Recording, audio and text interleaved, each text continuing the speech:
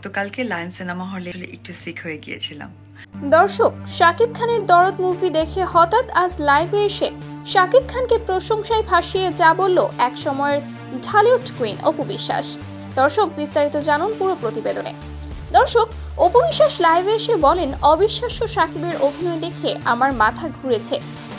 কি যে দারুণ অভিনয়, এক কথায় আগুন হয়েছে দরদ, যা বলার অপেক্ষায় রাখে না। আসলে শাকিব যে নাম্বার 1 সেটার প্রমাণ দরদেও দেখিয়েছে তিনি। আর তাই আপনাদেরকেও বলছি, সবাই হলে গিয়ে সাকিবের দরদ মুভিটা দেখুন। সকলের প্রতি আমার অনুরোধ রইল। 15ই নভেম্বর সিনেমা দরদ মুক্তি পেয়েছে। শাকিব খানের এই সিনেমা নিয়ে ভক্তদের উচ্ছ্বাস ও উন্মাদনার কমতি ছিল না। তবে এবার মুভিটির মুক্তির পরদিন থেকে দেশের বিভিন্ন সিনেমা হলে দর্শকবৃন্দ দেখার জন্য আঁকড়ে পড়ে।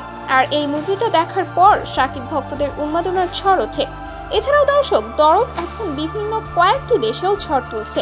তো দর্শক, আপনারা কে কে দরদ দেখেছেন এবং যারা দেখেননি তারা কমেন্টস বক্সে কমেন্ট করে জানাবেন। ধন্যবাদ।